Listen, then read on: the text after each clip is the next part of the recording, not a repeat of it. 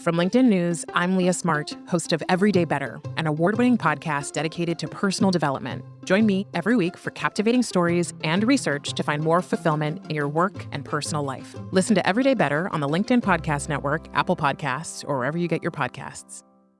Did you know that small and medium businesses make up 98% of the global economy, but most B2B marketers still treat them as a one-size-fits-all? LinkedIn's Meet the SMB report reveals why that's a missed opportunity and how you can reach these fast-moving decision makers effectively. Learn more at linkedin.com/meet-the-SMB.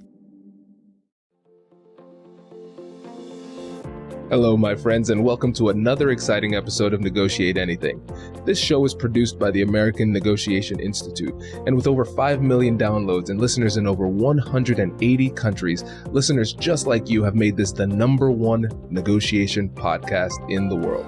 Hi, my name is Kwame Christian, and I am the founder and CEO of the American Negotiation Institute. Here at ANI, we believe that the best things in life are on the other side of difficult conversations, and we are passionate about providing you with the best content that will help you to make your difficult conversations easier, both at work and at home. Lastly, I want to remind you that we offer consulting and conduct trainings, both virtually and in person, all around the world. Our focus is in 3 main areas. First, negotiation and conflict resolution. Second, leadership. And lastly, diversity, equity, and inclusion. Check the link in the description below to learn more about how we could work with you and your team. And now, without further ado, let's jump into the interview.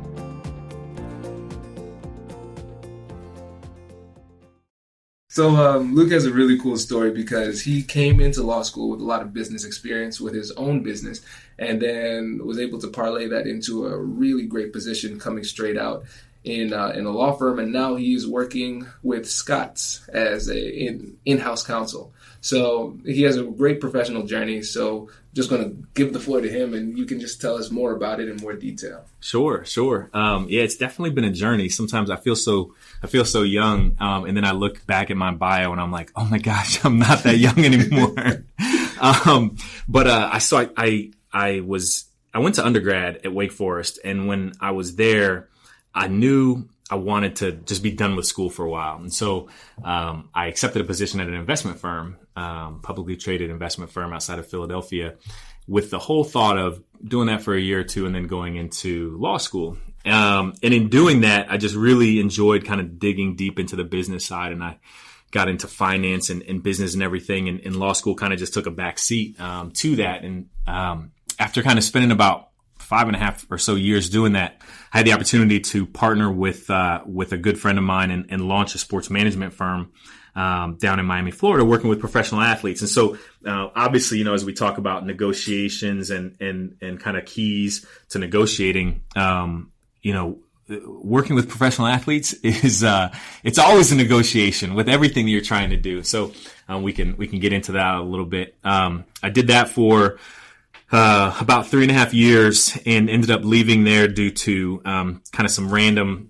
situation where I was also in the Army National Guard and was called into active duty for a year. And so after that, I felt like that was the best time to just, if I was ever going to go to law school, like that was the time to just to do it, because I'd already broken away from the sports management firm. And so I went to law school, which is where I met this lawyer extraordinaire, Kwame, and was able to, just enjoy the time of being back in academia, but knowing that I still missed, the corporate side of things. I missed the being able to advise athletes in a different way. And so when I left the firm, left Ohio State Law School, I ended up working at a firm in Columbus and was able to very early on become their head of their sports and entertainment group and build out a practice area there, which when you talk about negotiations, the internal negotiations of a fresh out of law school a student deciding to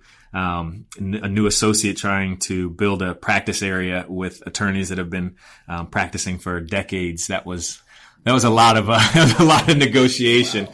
And then ultimately that position, I spent my time doing sports and entertainment as well as mergers and acquisitions work, and then was fortunate to have an opportunity to go in-house at Scott's Miracle-Gro Company. And so I do, yes, have a very green lawn right now. And there all I do is negotiate. So we do transactions around the world, acquisitions, divestitures, strategic partnerships, joint ventures, all around the world. And so I get to get the joy really of negotiating with people here in the States as well as in other countries, which obviously adds a different perspective on negotiation tactics and strategy. So pretty in-depth background, but definitely it's been a lot of fun over the years. That is great. And your story is really exciting. Really exciting because, like you said, starting in Miami, working with professional athletes, then to the big firm, then to the big company. I mean, you're professionally like living the dream of a lot of people. So that's really cool. You mentioned when you're dealing with athletes, you're always negotiating. So what kind of negotiations does that involve with your clients? Yeah, you're absolutely right. I mean, I think anytime you're in a professional services industry, you're always negotiating with your client because you're there to provide them a service, but oftentimes they want to do X. And your professional background might say they really should do Y. Mm-hmm. And so whether you're a financial advisor like I was, or you're an attorney, or you're an accountant, or you're some other type of advisor, you have the professional perspective that they should make a certain decision. But now you have to convince your client to make that decision, and that decision might not be something comfortable. So let's make it real, right? So working with athletes, especially as a financial advisor, clearly the biggest thing that I focused on was savings, right? How do you save and invest as opposed to spend and fall into the statistics of so many professional athletes who go broke, right? And so that negotiation of what should, the client, deciding what they should do with a signing bonus check. Wanting to go out and spend and buy the latest car or boat or, upgrade their house or do all these things where they're spending versus, actually saving and putting that away. It's hard. And the reason that in particular was hard as it relates to negotiation is that, a lot of times there's an education piece to it. And I think the key to negotiating with your own client is educating them. And if you can educate them as to the decisions that they should make, it makes it a little bit easier. And that's a hard thing to do. So what I had to do was educate these players on the impact of spending a certain amount of money now versus saving that money now and what that long-term effect is. Mm-hmm. So as one of the things that I found very helpful in working with these guys was that the easiest way to educate them, because I'm not going to come out and start trying to give them definitions of what a correlation coefficient is or Sharpe ratio of a portfolio and all that kind of stuff, because they'll just tune me out. But what I could say is, listen, last month you spent X number of dollars and cents, like down to the penny. If you spend on average that much money every single month and you don't get another contract, you're going to go broke on X date. So let's look at this. Let's look at this signing bonus or this check or this upcoming season of your pay and figure out, okay, if we can put more of it away, this is how long it extends it. So instead of you going, potentially going broke, and again, this is assuming no additional job right away when you're done playing, which a lot of players face. Then that means instead of, potentially, running out of money 4 years from now, you might run out of money 15, 20, 30 years from now. So it's all about how do I take this client through an educational process, one, that they can understand, and two, that is compelling enough to cause them to want to act and make a decision, preferably a decision that's in line with what my professional expertise would kind of direct. Mm-hmm. Now, on the flip side of that is they don't always listen, right? And so now the negotiation is just like in any kind of corporate negotiation. You're saying, okay, if I can't get my ideal deal terms, if I can't get the best situation that I want, how can I at least mitigate the downside as best as possible? Mm-hmm. And so if I were to say, out of this $5 million signing bonus, we should put away, after taxes, we should put away, $2 million, and you can spend this $500,000. If they say, nope, I'm going to spend $1.5 million and only want to put away $1 million. Okay, well now what impact does that have in putting together a plan for them for the future. So how can I mitigate the risk of running out of money at a certain point? What impact does that have? And again, it's still educating that client through the process. So this is a very long-winded answer to your question, but I think negotiating with your clients, it all comes down to how do you educate them, and in educating them, and if you've built the trust and you've built that relationship, if you educate them accordingly and appropriately, ultimately, the belief and hope is that they'll make a decision that follows kind of your guidance. That makes sense. So how do you build that trust? Because of course, when you're a big time athlete making millions of dollars, everybody wants a piece of you. Yep. And it's logical for them to have a certain amount of distrust of everybody. Absolutely. Because everybody wants a piece. So how do you build that trust with them? Yeah. So the trust factor is critical in any relationship, especially in any relationship where you're negotiating and working towards some type of desired outcome. Specific to athletes, and I guess maybe it's not that specific to athletes. I think it's across the board. But one of the things that I did with athletes was I was always honest. Mm-hmm. And with athletes in particular, I didn't really have a desire to be their groupie, to be their fan, to be, kind of their part of their entourage. My goal was very professional, and it was to provide them service and to give them honest advice and to tell them when they're wrong. And so many times you have people that surround these athletes that are yes people. And it's the same thing with key executives, with business owners, etc., right? There's so many people around them who don't want to risk rocking the boat, who don't want to risk their job, their role, their position, and the benefits that have come from their position. So they don't stand up for what they truly believe in. And I think that athletes in particular respect that, because it's so rare in their life for them to hear no, and for them to hear someone who will be very direct with what it is that they do. I remember the first meeting I had. So I worked with a lot of NFL players, but I remember the first meeting that I ever had with an NBA player when I was a financial advisor. And it was with the player, one of my partners, and then also one of his advisors. And we gave this whole presentation, and I was very bold and direct in the decisions that he had to make, and that they're not easy decisions, and that they're not always going to be comfortable, and they're not going to allow you to live, any type of lifestyle that you want to live. But here's what you need to do if you want to find success when you're done playing. Mm-hmm. And when I left, after we left, I ended up getting the feedback where the player basically said, "That guy has swag. I trust what he's saying." Yeah. And that's in one meeting. When you think about that, if you had, no other contact, and it's your first meeting and it's a pitch, and you're just really trying to help, sell yourself and sell your services, and then ultimately help build trust that you can have a long-standing relationship with that client. That's what you want, right? You want them to know from day one that you're different, that you're there to achieve a purpose and to provide them, particular advice in a particular area. And not to back down to what it is that you believe in is in their best interest. Wow. Hey you, I'm Andrew Seaman. Do you want a new job? Or do you want to move forward in your career? Well, you should listen to my weekly show called Get Hired with Andrew Seaman. We talk about it all, and it's waiting for you, yes you, wherever you get your podcasts. Small and medium businesses don't have time to waste, and neither do marketers trying to reach them.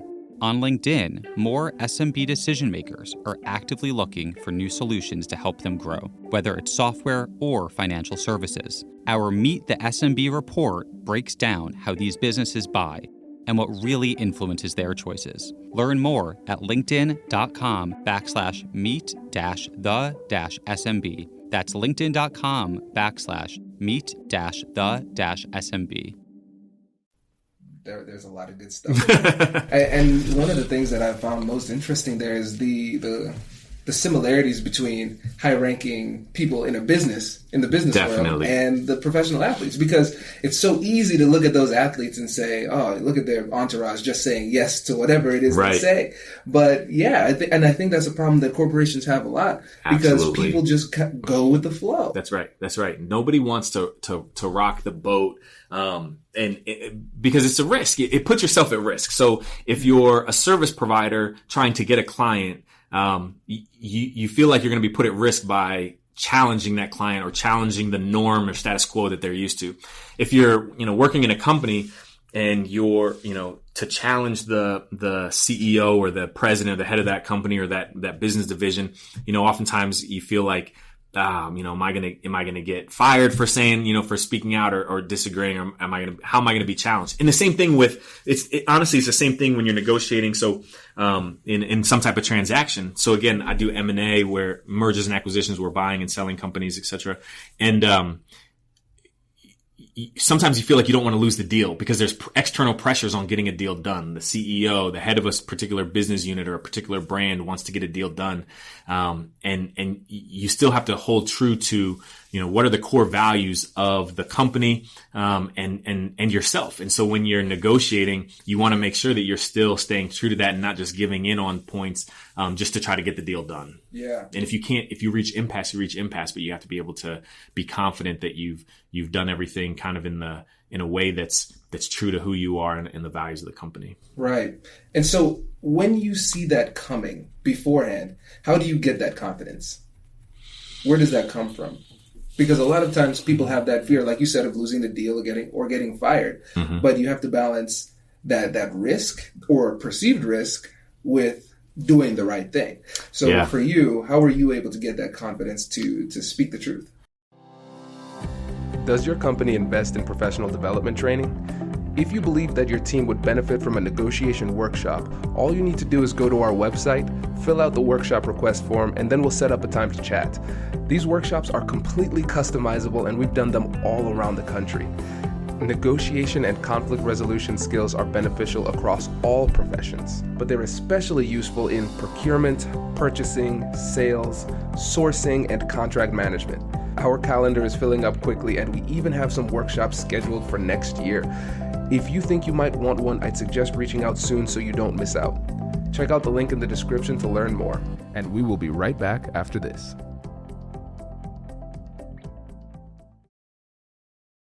So it's a couple of things. One, I think part of it is that's just who I am. And that's the worst answer you can give, right? When you ask that question, because, well, how do I develop that? But I think part of it is you have to be able to understand who you are and understand, your own values and what it is that you're looking to achieve out of either your career, out of, the relationships you have with your clients or relationships you have with your coworkers and your kind of leadership staff above you. But the other thing too, though, is to me, it's all about completely understanding whatever the task is at hand. Confidence comes when you know all aspects of whatever transaction, whatever deal, whatever advice to a client that you're meeting with. When you have a full understanding of what that client is trying to achieve, and you know kind of the steps, or you know whatever the answer or solution is, or you have a number of solutions to offer, if you can be confident in knowing what that is, then you can be confident with that client. You can be confident in telling them, no to what it is that they want to do. So if it's working with a client, back when I was a financial advisor, I would always have the solutions out. I have various options. And so that when we would talk, the confidence came in knowing that I know that client situation better than anybody else. Yes, they may have other advisors, but I know that full picture, that full scope of what it is that they're trying to achieve. And I understand their kind of idiosyncrasies. I know that they're a spender versus a saver. I know that they have a real desire to provide for their family, let's say. So they're going to want to buy houses for their siblings and this. You have to fully understand the situation. Same thing in the M&A deals that I work on and others. I have to fully understand both our company corporate objectives as well as what are those interests, like we always talk about. What are those interests of the seller that we're trying to acquire? Because if I can find that bridge between the two, then I can be absolutely confident in what it is that we're coming with. And if there's no bridge to be made, there's no bridge. But at the same time, you have to fully educate yourself on the situation, and in doing that, you'll have confidence whether there's going to be an outcome or not. Right. That's a great point. And kind of going back to when you were talking about educating the clients, and I think this is a point that people who are listening can take from any walk of life, if they're in the service industry or if they're selling products, or even if they're not entrepreneurs themselves, but within a corporation, you still kind of have a client. Absolutely. To a certain extent. Yeah. And that educational aspect is huge. And so when you're negotiating with somebody or trying to persuade somebody, you have the ethos part, or the logic, or the logos, which is logic, and then ethos, ethics, and then pathos, which is the heart, the emotions. So how did you balance all three of those when dealing with the clients? Because you talked about how you were able to build out the numbers for them. How were you able to kind of speak to their heart and address that? That's a great question. And I think part of it is when you think about the heart, it's not just about what you can do for yourself. When you're in the service industry, or even if you're selling product, etc., you have an understanding of what it is that you're trying to achieve, right? So typically you want to either sell more widgets, or you want to bring on more clients, or you want to grow your business, you want to excel in your career, whatever. You have those internal desires. Mm-hmm. But what helps, and what I think has helped me be successful in life, is that I really try to tap into that client's heart, right? And so if you're selling widgets, then you're trying to tap into the consumer's heart and desires and what they're trying to achieve. But particularly in the service industry, really what motivates my client? What keeps them up at night? What is it that challenges them? What is it that would make their lives better? What is going to help them from going broke at a certain point? And this, working with athletes to me it really has been a passion, and I still kind of scratch that itch in other ways of giving back and trying to educate players. But I really took it personally if clients made poor decisions. I really want to see them succeed, and my desire to help came through to them, so they can see that your client knows if you care about them or you don't care about them. And so I think a lot of times when you balance, it's your heart, it's your logic, it's your mind, it's bringing all this together, but it's about being authentic. If I'm authentic and they see that I care about them, they're more apt to listen, regardless of what the plan is at the end of the day. If I can tap into their lives and what's important to them, they're much more open to understanding what it is that I'm trying to have them do. Right.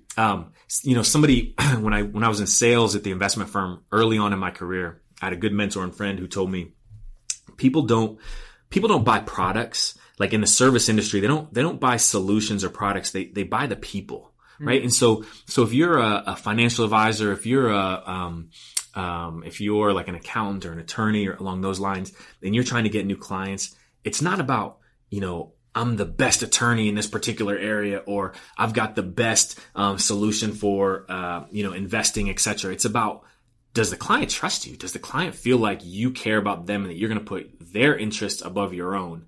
Everybody, used car salesman, right? Quote unquote, the proverbial used car salesman.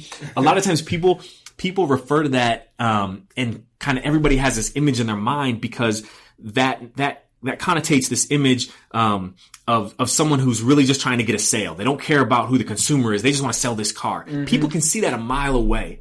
And so when you're honest, when you're authentic, when you really show a desire to help, that matters to people. Mm-hmm. And because what happens then is when you go at it from a mindset of I have this background and this set of institutional knowledge, academically, experiential knowledge, that's great. But I need to be able to take that and partner it, marry it with my heart, my desire to make an impact in the lives of the people I'm working with. And if I can do that, they'll see that it's more than just whatever the XYZ solution is. Right. So ultimately, again, another very long-winded answer to your question, but I think it's finding a way to balance those that's honest and true to who you are, mm-hmm. and then delivering that to your client. And when you're honest and authentic with yourself and what you're trying to achieve, clients see that, and I think they buy into it. That's powerful. That's powerful, and that's actionable for everybody. Yeah, that's right. That's great. And actionable from the perspective that think about what matters to you. And it's not to say that everybody's working and they're passionate, that they're passionate about the area or industry that they're in. But I think it's partially about, even if you're not passionate, like let's be honest, right? I am not passionate about lawn and garden services, right? That does, whether, listen, this is the first year my grass has really been green, right? So, but I'm at Scotts Miracle-Gro, which is the global leader in providing consumer-based lawn and garden services, right? but I don't have the passion of making sure that the right amount of nitrogen is in my grass to make the green really pop. I've learned that. I'm not passionate about that. But what I am passionate about is learning, educating, and helping to see deals get done. Right? I love the anatomy of a transaction. I love being able to take the experiences that I've had both in a outside counsel and a law firm perspective, as well as, having my own business, working at an investment firm, taking all those experiences and then meeting with someone oftentimes who is selling their business for the first time. They don't deal with these types of transactions, typically a family business that we're buying for the most part. And being able to not just be this, corporate lawyer that's coming in and trying to, railroad them and get our deal done. No, it's about how can I tap into why are you selling your business? Like, what is it that you're looking, you want freedom, you want this? Because all those things play into not just getting the deal done for us, but also what is it going to look like post close where we have this integration period. And now we're trying to take this business that we just bought and actually merge it into our company and integrate it into the culture, the process of our company. So I can't just go in and railroad somebody and not get all the information I possibly can out of the situation, because that just hurts us in the long run. So talking about being actionable for people, it's about thinking about what aspect of what it is that you're doing do you really care most about? How can you take and be authentic to that part of whatever it is that you do and somehow, relay that to the clients that you're working with or the people that you're working, possibly in opposition to, and try to get whatever that deal done, whatever that deal is, try to get it done. Wow. It's funny you say that. I never thought of what you do from that perspective. Because I never thought of it that way. That's a brilliant point. There was a study actually by Deloitte that just came out earlier this week, and I was just kind of reading through it. It's on mergers and acquisitions globally, and it looked at something like 2,500 companies, and not globally, excuse me, just in the U.S. And so like 2,500 different companies, and it looked at what are the keys to success in any type of transaction. And it talked about economic indicators was like the first point, but then strategy and planning, due diligence, integration. And those are things when you think about it, like the due diligence, the strategy and planning, the integration, those are all things that you can control. And they're so critical for you to think about what it is that you're trying to achieve out of a transaction. So when I talked before about integration, it's critical to our business because we're looking for a return on investment. Anytime we're buying a company, we're looking for some type of ROI, and that ROI is, absolutely impacted by how well we can integrate and optimize that business when we bring it into our in-house, into our brands. Valuation, that was the fifth thing. So it's economic indicators, valuation, strategy and planning, due diligence, and integration. And all of those things you can impact.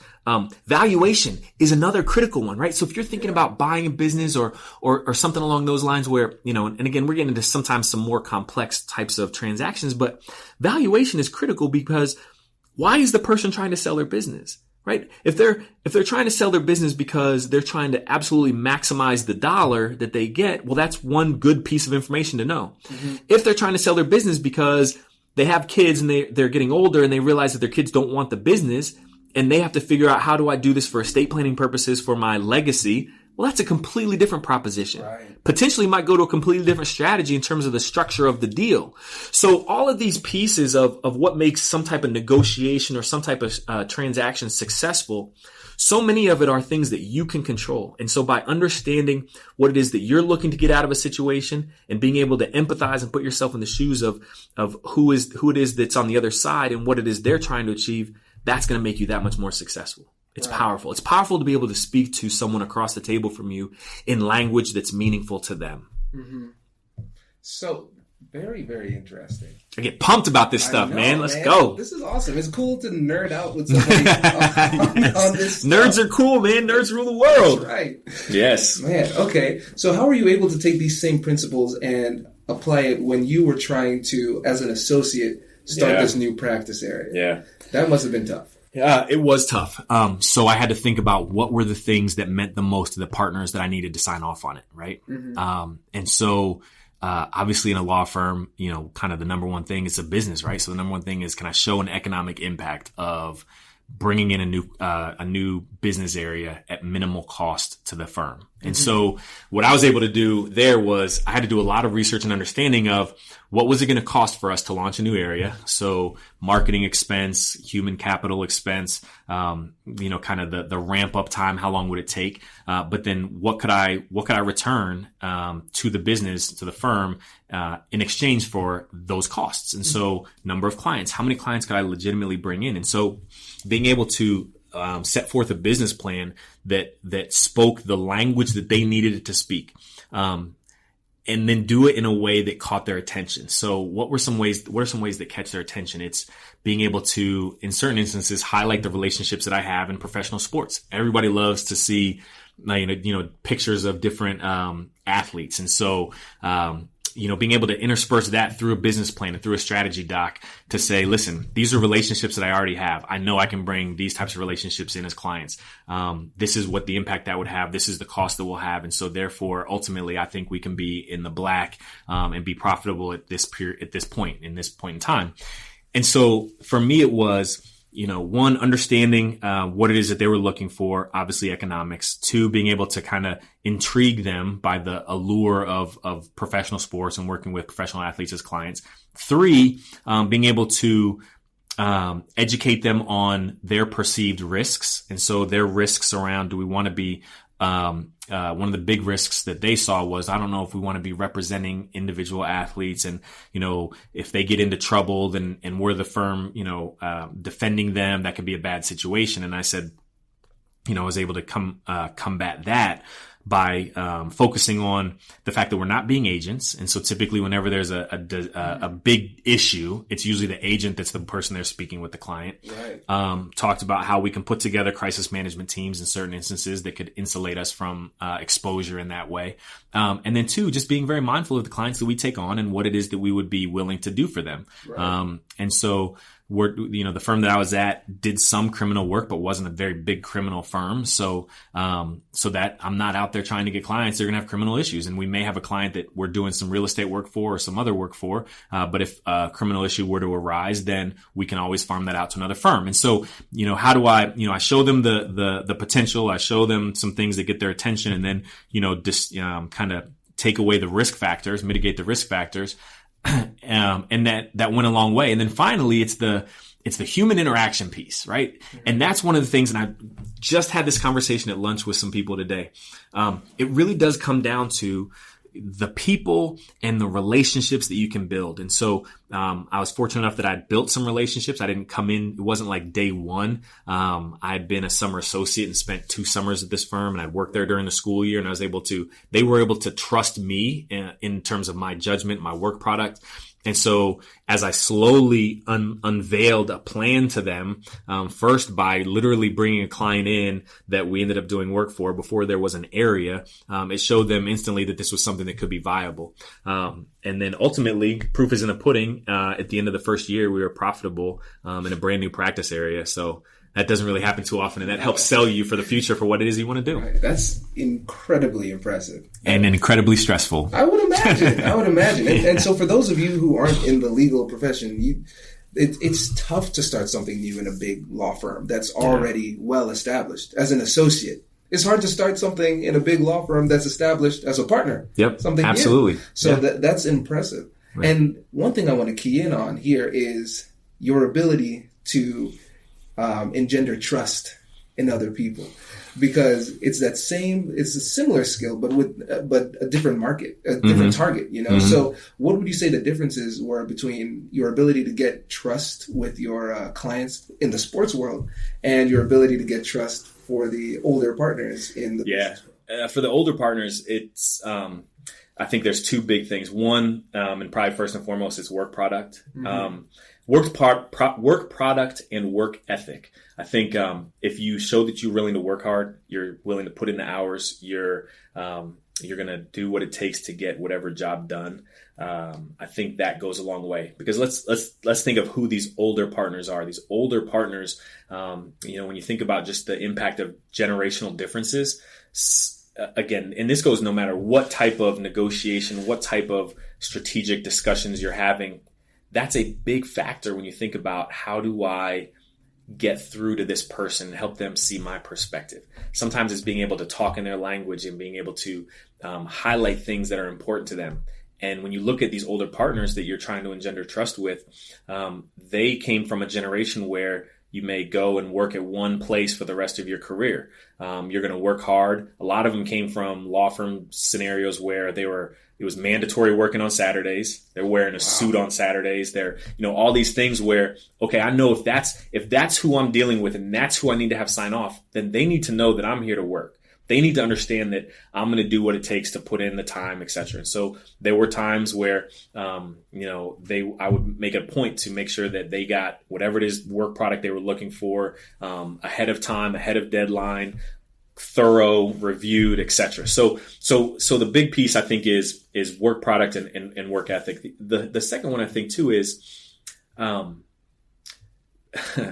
being approachable and being comfortable in uncomfortable situations. And I say that if those listening could actually see my face, it's really scrunched up as I try to articulate this, because it's not that easy, because, my initial thought was to say just be normal, but what is normal? So I want to try to be more specific in terms of getting you actual skills or little nuggets that you could take away. What I mean by this is I have found myself being able to be comfortable in uncomfortable situations. A lot of times you may end up having to build trust with someone that you have nothing in common with. Mm-hmm. And it's easy to want to avoid those opportunities. It's easy to say, I don't want to deal with it. Somebody's having, let's say, a golf outing and I don't golf. I don't really like it. It's easy to just be like, I'm going to pass. Or if there's some type of, event with some fundraiser where you're asked to come and fill a seat and you're like, I really don't want to go out to a stuffy dinner on a Thursday night or what have you. It's easy to pass on those opportunities. But I find that when you kind of take a hold of the notion of being in an uncomfortable situation, you can start to build relationships with people outside of just the pure work.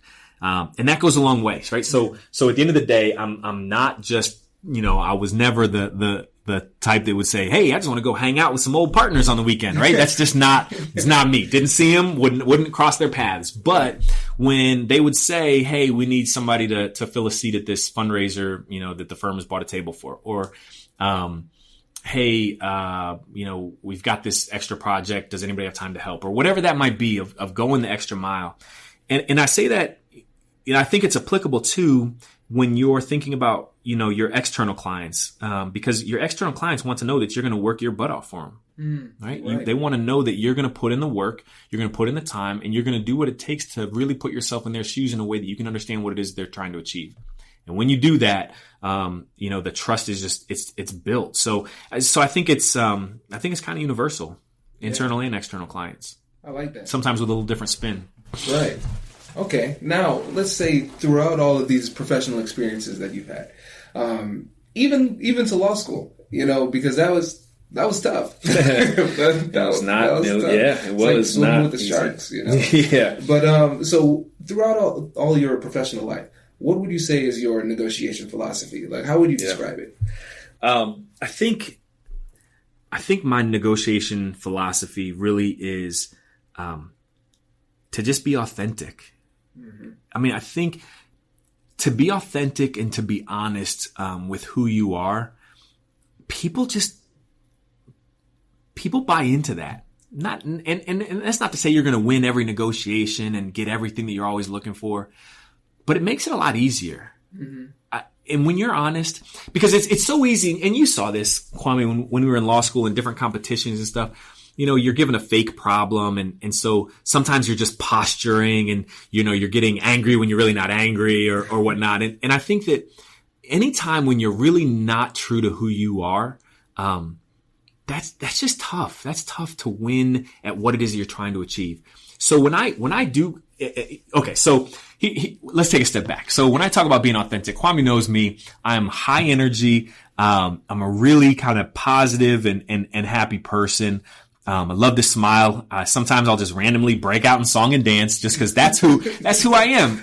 And I'm authentic and honest with who I am. So, whether I'm at work, or at home with my kids, I'm me. I'm running around jumping on furniture, appropriately, not in the office too crazy. If I'm jumping on furniture, it's my furniture. But I say that because I am who I am. And so what that means then is if I'm in a negotiation and I get upset over something, it's honest. I really would be upset over that thing. And so when you've built that authenticity with the client or with the target on the other side, the person that you're negotiating against, that's valuable. That means more.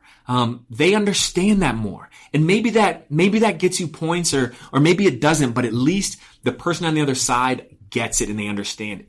And so at the end of the day, what I want is that I want no matter what relationship we've just negotiated, whether it's an acquisition, whether it's some type of partnership or strategic relationship for the future, or whether it's, back when I worked with my clients, I always wanted the person on the other side to know that I cared about them as a human being, and that I always want to be able to shake hands and have a positive relationship going forward. Doesn't mean we're going to be best friends. No. I mean, there's the whole mantra out there that if both sides feel like they lost, then that means it was a good deal, right? Mm-hmm. I mean, at the end of the day, I don't know if I prescribe to that necessarily, but I do know that I want to be able to sleep at night knowing that I didn't take advantage of somebody, and I was honest to who I am.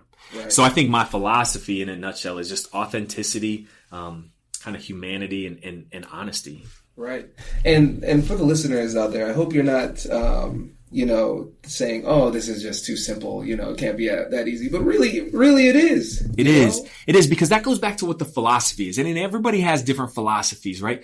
So you have a philosophy, which in my eyes is a much bigger, deeper kind of thing of who you are as a negotiator.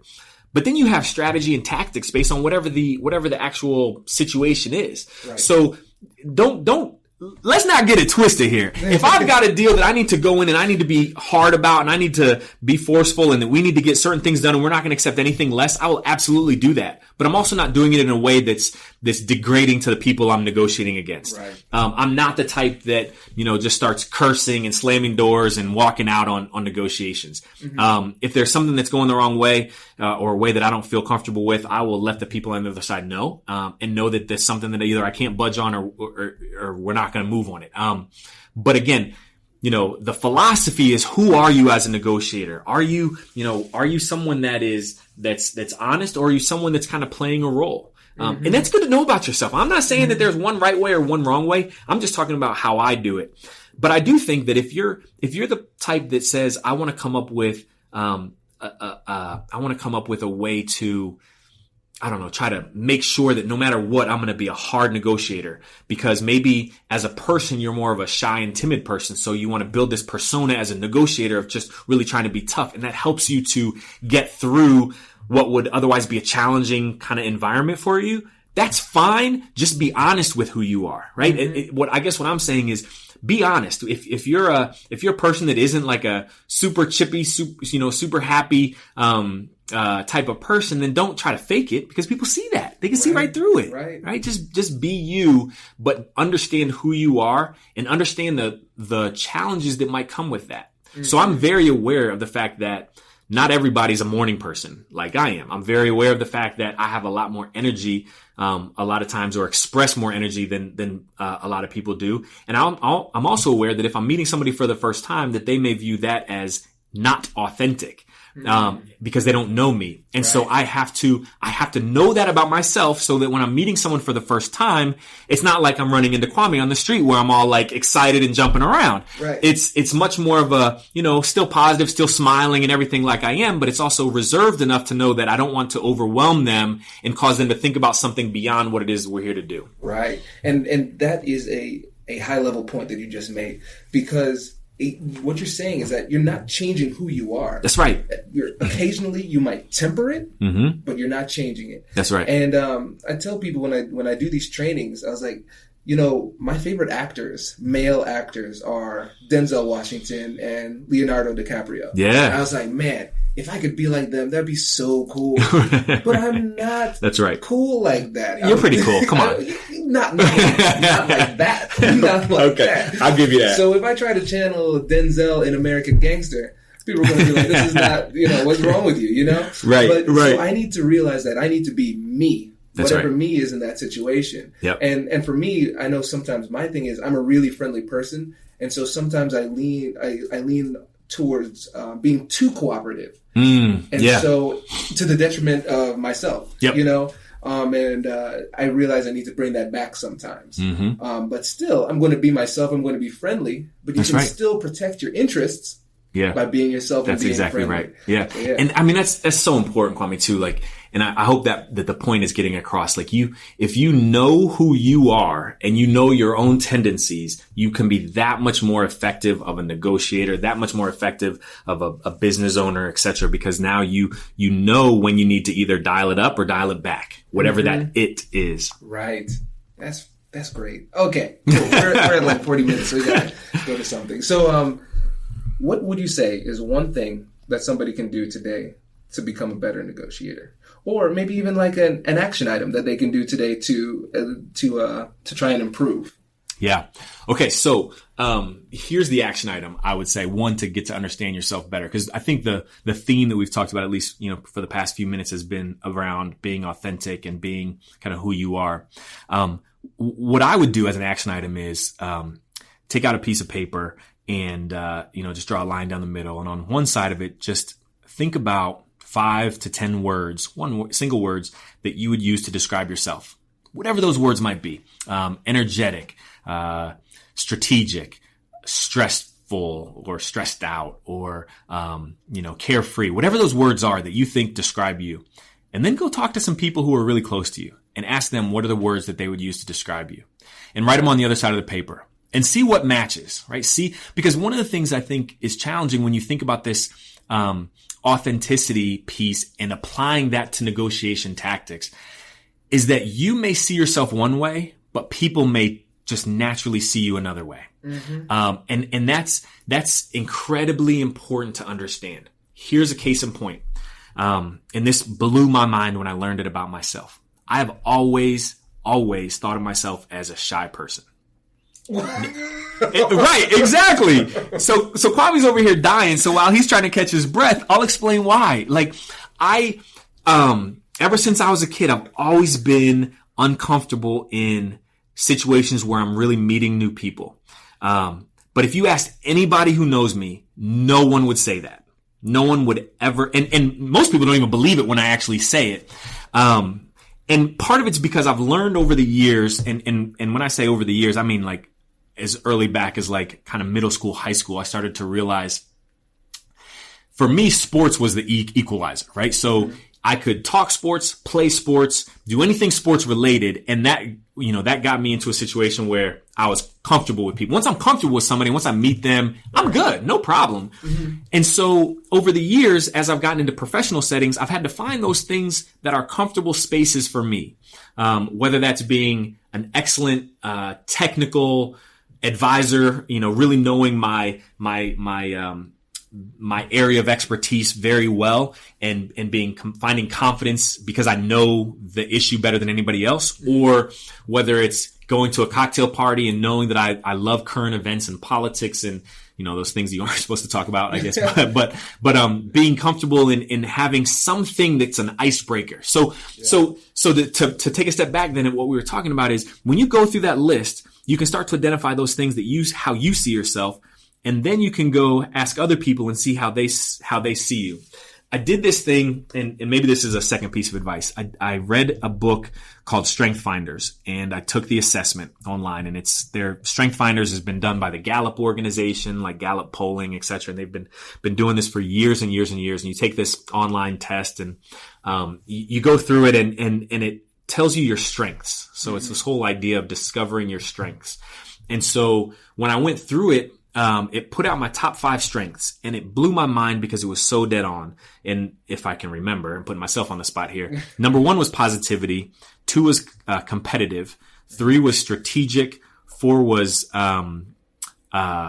relator and relatability. And then 5 was I think something like futuristic, right? And so the positivity and competitiveness, that helped me understand, like, I knew I was positive. Yeah. I never really thought of it as a strength per se, but now I get it that people want to follow and leaders who are positive, they draw more people to follow them, if you will. But then when you match positive with competitive, it's that, I'm not trying to just step on people's necks. I'm trying to figure out how can we together move the ball forward. Yeah. But what blew my mind was the relator, because this is the first time I was able to actually better articulate how I feel internally in new situations. The relator is someone who values relationships, doesn't need a ton of relationships, but with the relationships that they have, they want them to be deep relationships. And so typically I'm uncomfortable at first until I find something with somebody that I can go on a deeper level with. And when I do that, now it's great. Now I really feel like we have a relationship. Right. And so sometimes that comes just based on time and repetition and seeing somebody, and maybe it's a coworker or something like that you see on a regular basis, and you start to build that depth. But when you're thinking about negotiating and you're working with somebody across the table, or even a new client, in my instance, I always want to build that relationship. So if it's a new client, I don't want to just come with, here's your investment, proposal that we want to invest. No, It's like, help me understand your family. Help me understand where you came from. What keeps you up at night? What excites you? What's your passion? And now I start to get a deeper relationship. So I say all that to just give an example as to why it's important to understand both how you view yourself, but then how others view you, because that's gonna play a role as well in how you can be the best negotiator that you can be. So take out that piece of paper and do some homework, and hopefully it'll help you to become a little bit more effective at what it is that you're doing. That's so cool. And you know what? You've inspired a freebie. So I've been doing this freebie for people. They can go on and download this document. Now it's a new one. All right. Inspired one. So I'll take these questions that you created and think up some of my own too. Yeah. And people can download it and then Absolutely. figure out like who they are and who they can be, like in real life and in the negotiation life. That's right. Sometimes it's different, but it should be the same. Yeah, sometimes it's different because you have to meet that strategy, but the philosophy, the core should be the same. Exactly. Hit it on the head. Absolutely. That's so, man. I love that you're doing this, man. This is great. Thank you. This was so much fun. Okay. Yeah. And what's coolest about this is that this is a conversation we would have had anyway. Anytime. Yep. That's right. Yep. Man. Okay. Well, now it's memorialized. Yes. So thank you so much for Absolutely. being on this. This was a lot of fun. My pleasure. Absolutely. Anything I can do to help, don't hesitate to reach out. So I hope you enjoyed that episode. If you did, please subscribe and leave a review. My goal is to teach these skills to as many people as possible, and the reviews that you leave on iTunes and on Stitcher helps me to reach more listeners. Also, if you have a topic that you want me to cover, leave that message right there in the reviews. A lot of listeners have been asking me to record a negotiation, and you are going to get that in the next episode. I'm going to show you how to get a better deal on your next car. And I think that the technique that I'm going to show you is going to be helpful because it's a technique that can be applied to other big purchases in your life. I also want to give a shout out to Kobe from Cavalier Consulting down in Cincinnati for all the help he's done in editing and promoting the podcast. And lastly, if you are interested in coaching, consulting, or training, please feel free to reach out to me. I believe negotiation is where persuasion and problem solving meet. So if you have any problems and you need help solving it, reach out to me and I'd love to help. But until then, thanks again for listening, and I will catch you in the next one. Have a good week.